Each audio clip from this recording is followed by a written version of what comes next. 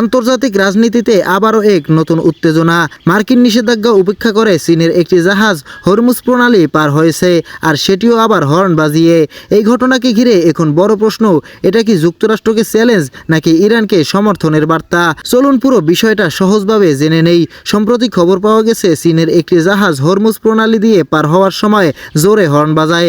সাধারণভাবে দেখলে এটি একটি স্বাভাবিক ঘটনা মনে হতে পারে, কিন্তু বর্তমান রাজনৈতিক পরিস্থিতিতে এটি বেশ প্রতীকী বলে মনে করছেন অনেক বিশ্লেষক। কারণ এই হরমুজ প্রণালী হচ্ছে বিশ্বের অন্যতম গুরুত্বপূর্ণ তেল পরিবহন পথ, আর এই অঞ্চলে দীর্ঘদিন ধরেই যুক্তরাষ্ট্র ও ইরানের মধ্যে উত্তেজনা চলছে।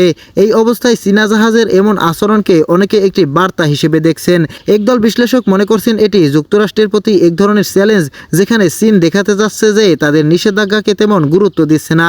অন্যদিকে আরেকটি মত হলো, চীন আসলে ইরানকে একটি পরোক্ষ সমর্থনের বার্তা দিচ্ছে, অর্থাৎ আমরা তোমার পাশে আছি।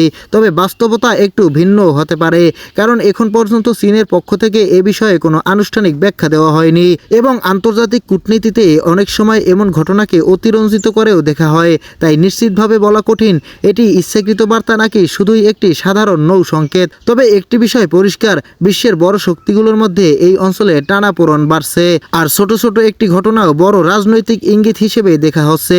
এখন প্রশ্ন হলো, চীন কি সত্যি যুক্তরাষ্ট্রকে বার্তা দিচ্ছে, নাকি এটি শুধুই কাকতালীয়? প্রিয় দর্শক, আপনার কি মনে হয়? কমেন্টে আপনার মতামত জানাতে ভুলবেন না। ভিডিওটি ভালো লাগলে লাইক, শেয়ার এবং সাবস্ক্রাইব করুন।